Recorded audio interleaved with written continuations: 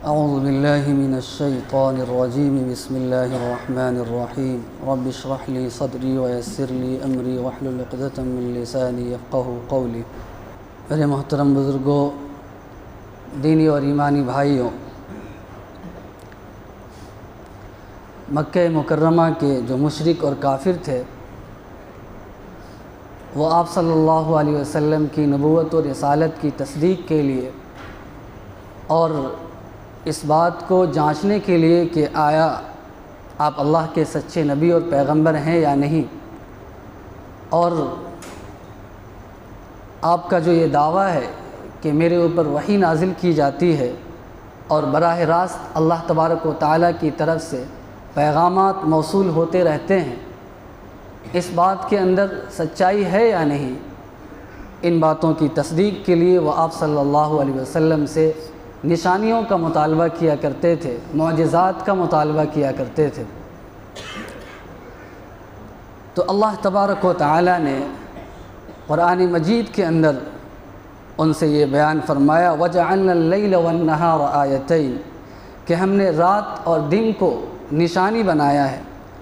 رات کی نشانی کو مدھم بنایا ہے اور دن کی نشانی کو روشن اور چمکتا ہوا بنایا ہے، تاکہ تم اپنے رب کی روزی اور فضل تلاش کر سکو اور اس کے ذریعے سے سالوں اور مہینوں کی گنتی کو معلوم کرو، اور ہر چیز کی تفصیلات ہم نے قرآن مجید کے اندر بیان کی ہیں۔ تو ان سے یہ کہا گیا کہ تم اللہ کے نبی سے، اللہ کے پیغمبر سے معجزات کا، نشانیوں کا مطالبہ کرتے ہو، اور بسا اوقات تم جلد بازی میں مبتلا ہوتے ہو اور وہ یہ کہنے لگتے ہو کہ جس عذاب کی دھمکی آپ ہمیں دیتے ہیں، آپ یہ کہتے ہیں کہ اگر آپ کے پیغام کو میں نے قبول نہیں کیا، آپ کے اوپر ہم نے ایمان نہیں لایا تو ہمیں جہنم میں ڈال دیا جائے گا اور ہم دردناک عذاب میں مبتلا کیے جائیں گے۔ اگر ایسی بات ہے تو آپ اس عذاب کو فوراً لے آئیے، ہم عذاب دیکھ کر کے ایمان لائیں گے۔ تو اس طرح کے مطالبات اللہ کے نبی صلی اللہ علیہ وسلم سے کیے جاتے تھے، اور مقصد استہزاء تھا، مقصد آپ کا مذاق اڑانا ہوتا تھا۔ دعوت قبول کرنا یا اس پر غور و فکر کرنا اس طرح کی کوئی بات نہیں ہوتی تھی۔ تو ان سے یہ کہا گیا کہ کیا ضروری ہے کہ تم عذاب کو دیکھ لو تبھی تم غور و فکر کرو، تبھی تم حق تک پہنچنے کی کوشش کرو؟ اللہ تبارک و تعالیٰ کی نشانیاں تو اس کائنات کے ہر جگہ اور ہر ذرے ذرے میں موجود ہے۔ یہ پوری کائنات اللہ تبارک و تعالیٰ کی نشانی ہے اور اس کی قدرت اور حکمت کی دلیل ہے۔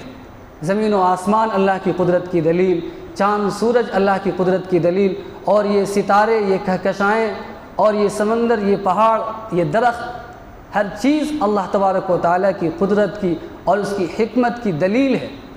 تم ان کائنات کی چیزوں پر غور و فکر کرو۔ سنریہم آیاتنا فی الآفاق وفی انفسہم حتی یتبین لہم انہ الحق، کہ ہم عنقریب انہیں اپنی نشانیاں دکھلائیں گے، آفاق میں، اس کائنات کے اندر بھی، اور خود انسان کی اپنی ذات کے اندر۔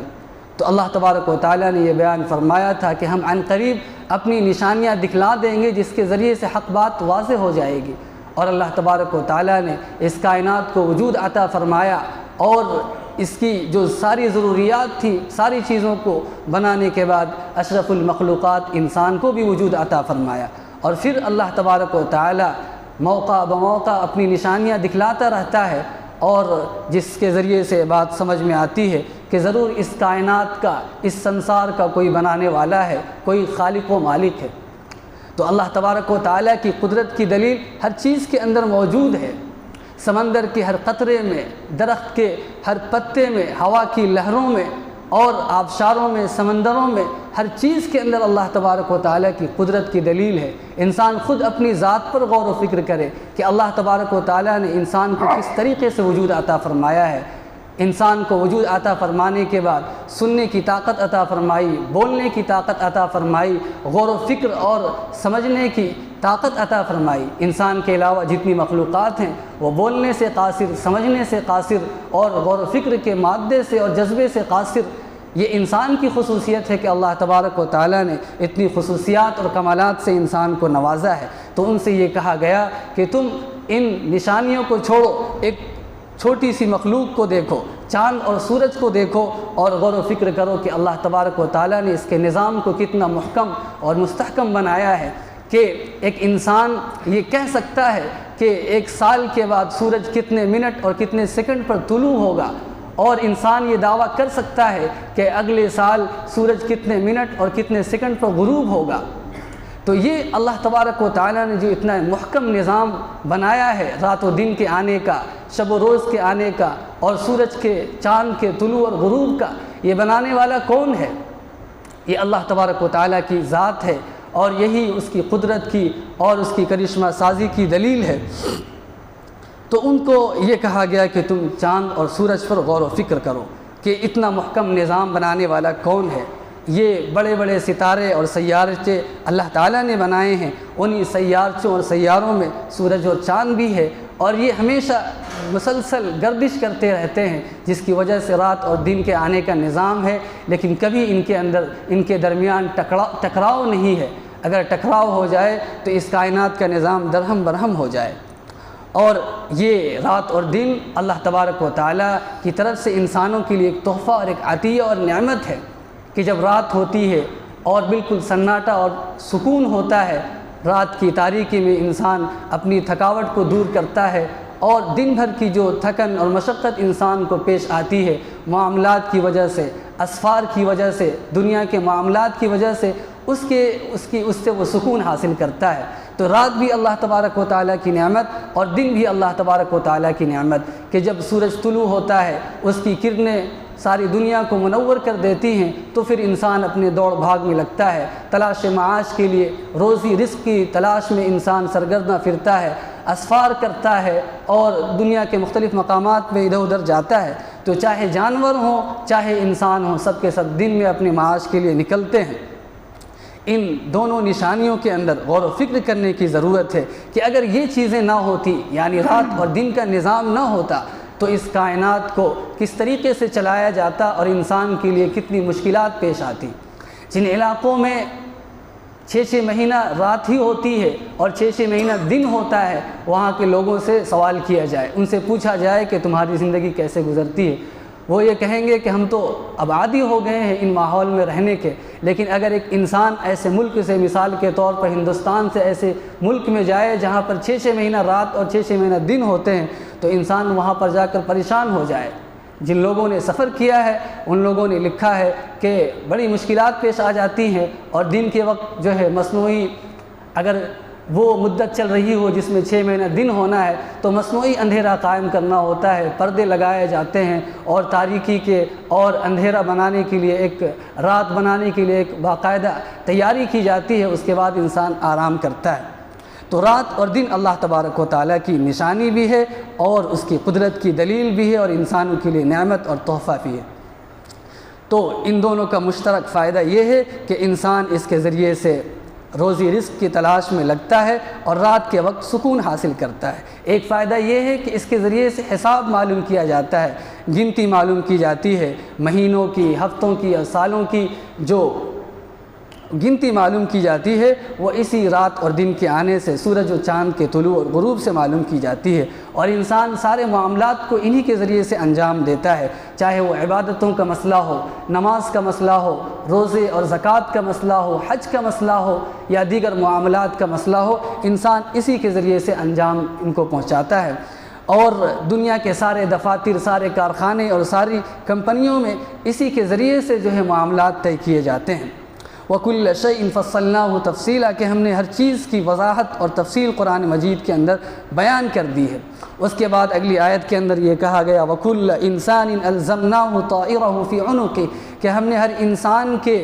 عمل کو انسان کے گلے کا ہار بنا دیا ہے، اور قیامت کے دن اس کو ہم نکالیں گے، ظاہر کریں گے، اور انسان اپنے نامہ اعمال کو کھلا ہوا اپنے سامنے پائے گا۔ اس سے یہ کہا جائے گا اقرأ کتابک کہ اپنے نامہ اعمال کو، اپنے اعمال کے دفتر اور رجسٹر کو پڑھو، کفا بنفسک اليوم علیک حسیبا، آج تم خود اپنا حساب کرنے کے لیے کافی ہو، آج تم خود یہ بیان اور گواہی دو گے کہ تمہارے اعمال کیسے ہیں، کیا تم اس بات کے مستحق ہو کہ تمہیں جنت میں ڈال دیا جائے اور جنت کی نعمتوں سے لطف اندوز ہونے کا موقع دیا جائے، یا تم اس لائق ہو کہ تمہیں جہنم میں ڈال دیا جائے اور جہنم کی مصیبتوں میں، جہنم کے عذاب میں مبتلا کر دیا جائے، تو تم خود آج کافی ہوگے۔ تو اس آیت کے اندر یہ کہا گیا وَكُلَّ إِنسَانٍ أَلْزَمْنَاهُ طَائِرَهُ فِي عُنُقِهِ۔ عرب کے اندر، عربی زبان کے اندر طائر پرندے کے لیے استعمال کیا جاتا ہے، لیکن عربوں کے یہاں بدشگونی اور فال لینے کا بڑا مزاج تھا کہ جب وہ صبح صبح اٹھتے اور صبح کے موقع پر پرندے کی آواز ان کے کانوں میں چلی جاتی، یا الو کے بولنے کی آواز وہ سن لیتے، یا پھر پرندے کو اڑاتے اور وہ داہنی طرف جانے کے بجائے بائیں طرف چلا جاتا، تو وہ بدشگونی اور بدفال لے لیتے اور یہ کہتے کہ آج کا ہمارا سفر مناسب نہیں ہے، اگر ہم سفر میں نکلیں گے تو ہمیں ناکامی پیش آئے گی، ہمیں مال و جائیداد میں، تجارت میں خسارہ اور نقصان کا سامنا کرنا پڑے گا۔ اللہ کے نبی صلی اللہ علیہ وسلم نے بیان فرمایا تھا لا عدوى ولا طیرۃ ولا حامۃ ولا سفر، کہ سن لو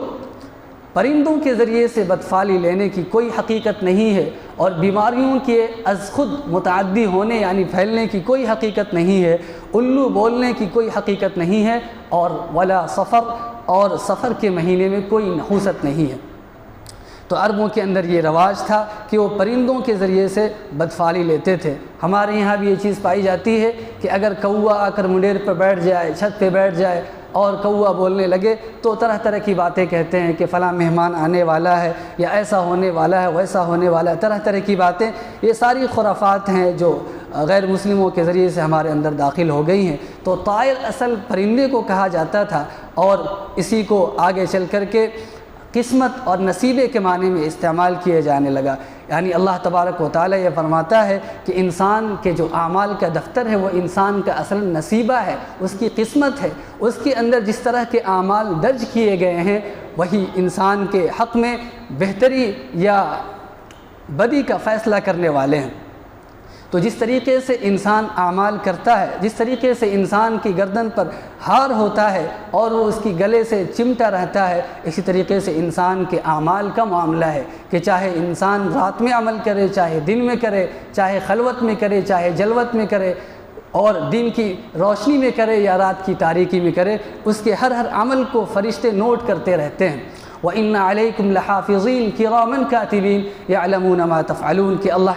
اللہ تبارک و تعالیٰ کی طرف سے فرشتے مقرر ہیں اور انسان کے ہر چھوٹے بڑے عمل کو نوٹ کرتے جا رہے ہیں، اور قیامت کے دن اس اعمال کے دفتر کو انسانوں کے سامنے کھول کر پیش کر دیا جائے گا۔ انسان اس کو پڑھے گا اور گھبرائے گا اور واویلا مچائے گا اور یہ کہے گا مالی ھذا الکتاب لا یغادر صغیرۃ ولا کبیرۃ الا احصاها، کہ ارے ہائے اس کتاب کو کیا ہو گیا کہ ہمارے سارے اعمال کو اس نے نوٹ کر لیا ہے اور کسی چھوٹے سے چھوٹے عمل کو بھی اس نے چھوڑا نہیں ہے۔